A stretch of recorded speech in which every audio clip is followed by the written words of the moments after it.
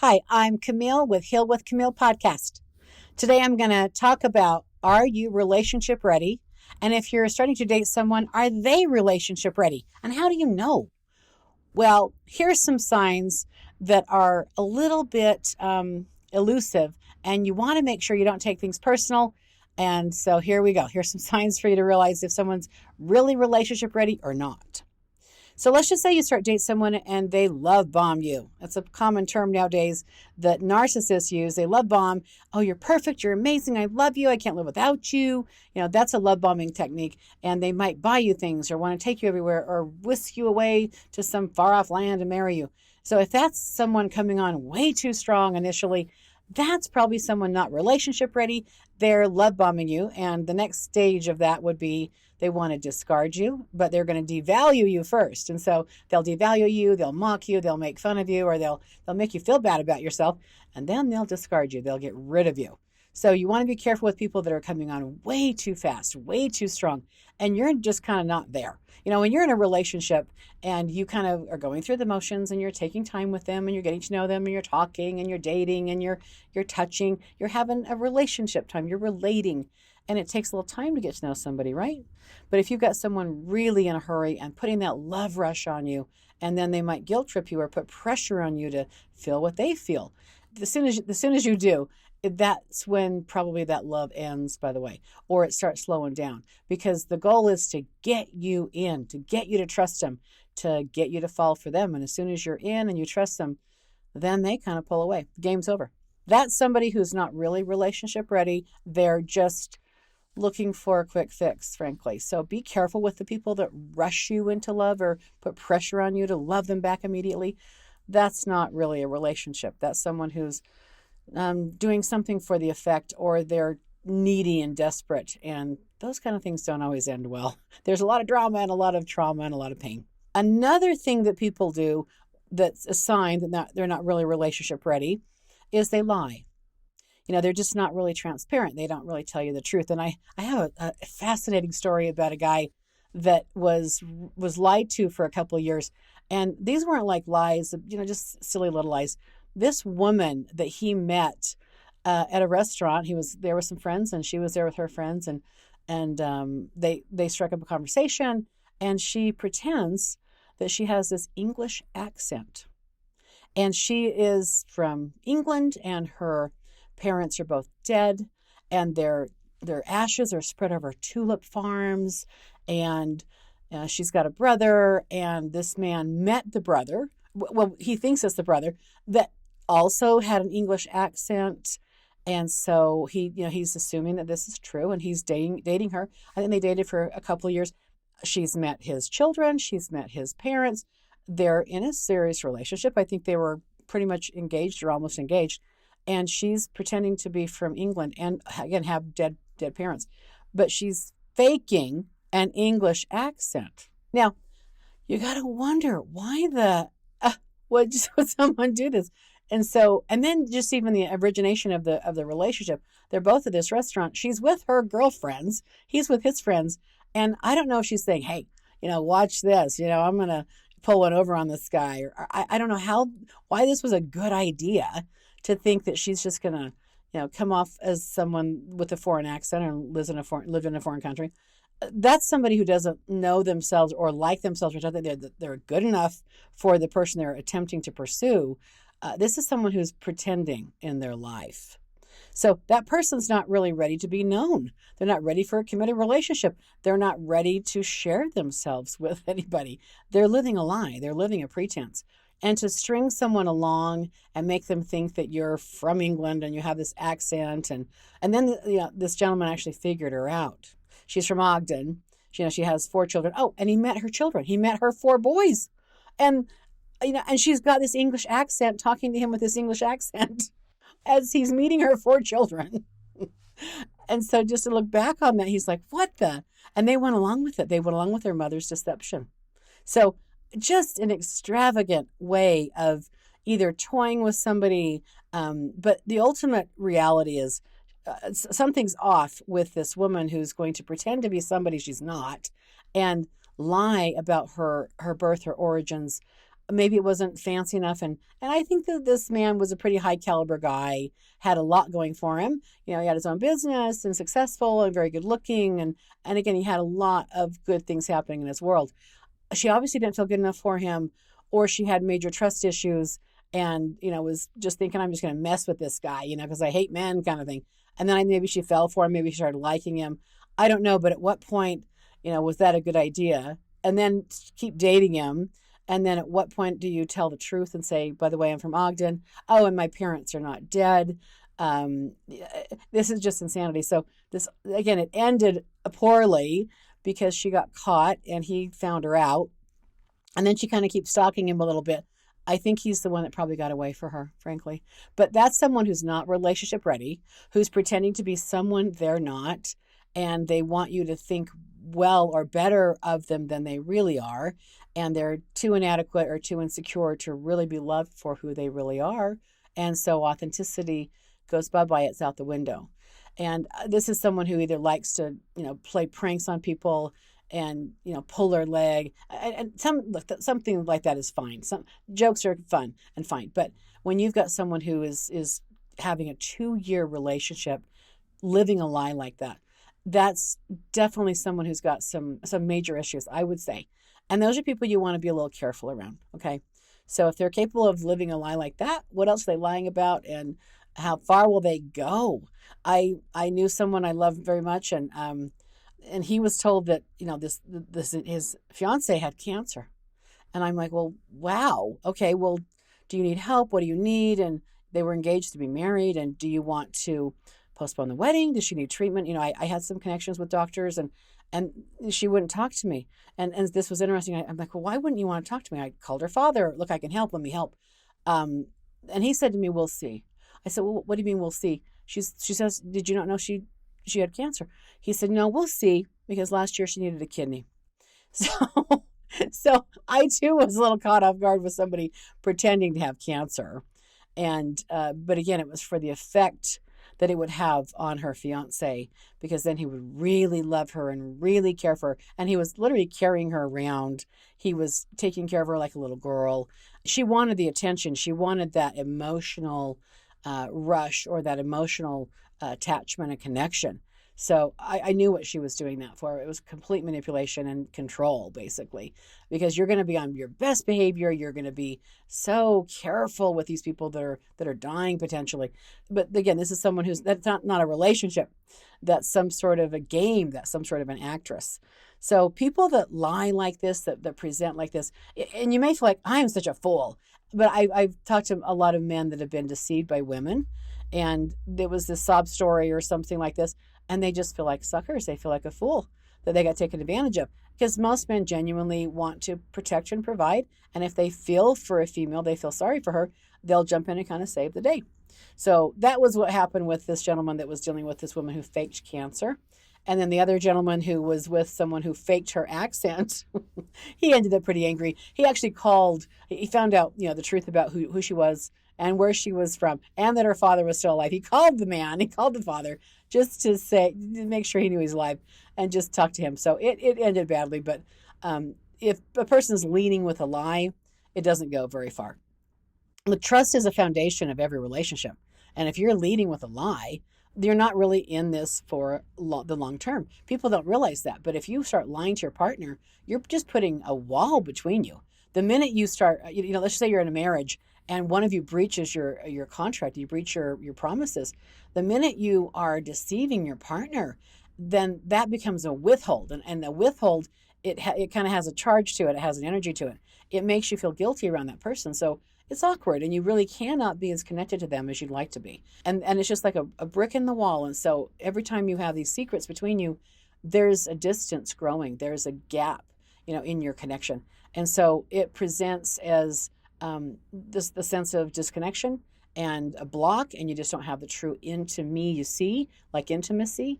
So I think people that live a lie, they really aren't connected. They're not close with the person that they're lying to. They can't be. It's impossible to be close to someone you're lying to, right? So if you're looking for someone that's relationship ready, it's not the liar. The liar's not relationship ready. And it's hard not to take some of that personal, but it's not really about you. And people that are lying like that, they're trying to look better than they really are, obviously, or get something out of you. And if they want some sort of emotional connection, like I'm dying of cancer, do this for me. There's an agenda. There's a manipulation there.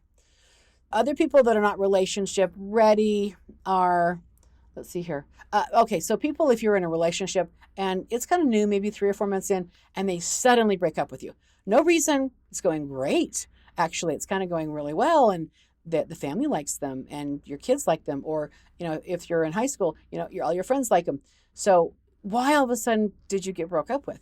Usually because they're feeling a little claustrophobic, and so that claustrophobic feeling is because they're confronted by this commitment, and they may not really be relationship ready.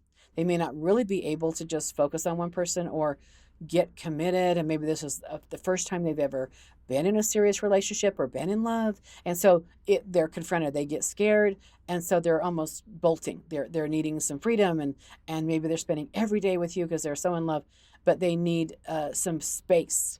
So a lot of people that aren't really relationship commitment ready, they will break up for no apparent reason, it will seem like. And maybe they're not cheating, they're just needing some space because they're just not ready for a commitment. And they need to really think things through.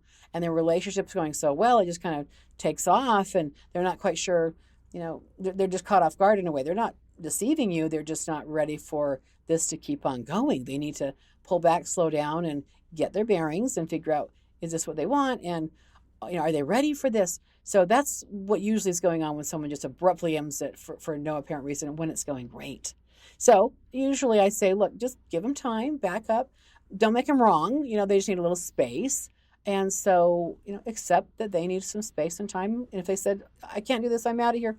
Okay, I honor your needs. So honor their request for this to be over. You're going to hurt, you're going to do what you do, but try not to make them wrong for it. If you make it about you and how could you hurt me this way and personalize it, well, then you're going to be harder to talk to after a day or two.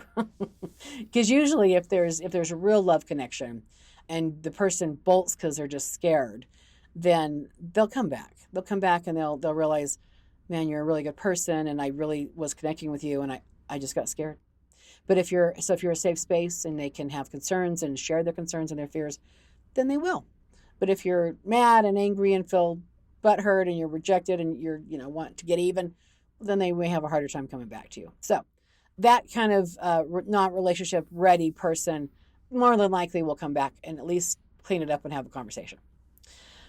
Let's see here. Another person that is maybe pretending to be relationship ready and they're not are people that keep filling up their calendar with everybody but you. So if they're busy, they've got all this work stuff going on, or they've got their friends and they're booked with their friends, or they're booked with family stuff. They have a full calendar and they don't have a lot of time for you. That's someone who may be hesitant to really get in a committed relationship. So maybe they only see you, twice a week or once a week. That's the kind of person that's not fully engaged in being in a committed relationship. They're going slow deliberately on purpose, and probably because they're scared. The person that's not relationship ready is the person that's got some sort of potential past fear, and maybe something bad happened in a prior relationship, and they're saying, I never want that to happen again, so I'm going to control it this way, or I'm going to control it that way. They're somehow trying to manage it, or control it in a way so that only good happens. But they're confronted. They're maybe confronted by the fear of loss or the fear of not being good enough. And the minute you start dating someone and love is happening, all your fears come up, all your insecurities come out.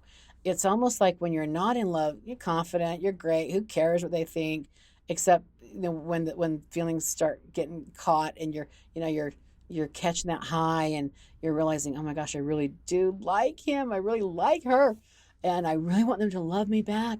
When that love comes into play, I'm telling you, it makes us a little crazy. We were doing just fine without it. And then all of a sudden, here comes love. Well, gosh, what if I lost that love? Could I survive it?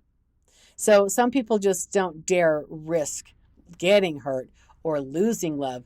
And so they don't even dare get back in a relationship or in any relationship. And so they live lonely lives, but maybe they are successful in other ways. They just avoid being in intimate situations with people because the risk is too high. I say be authentic and communicate, and you can grow through that, and you're capable. Another person that's not relationship ready is they are contacting other people, or they're still communicating with their exes. And look, people, well, I have children with that person, or, I have to, they're part of my family. If you have a new relationship, and that new relationship is saying that I'd like to be number one. I'd like to be first in your life. And yes, you have children, you have other relationships you got to satisfy. There's ways to do that without making your past a priority. When you meet somebody, the nature of falling in love and making them your person is they become your priority. They don't become your everything. You still have to be a mom, be a husband, be a brother, be a mother. All these other relationships you have, you must manage. You need to keep, balance. But they become kind of a priority, especially over exes, ex-boyfriends, ex-girlfriends, because you don't want them to be feeling like they're competing for your love and attention.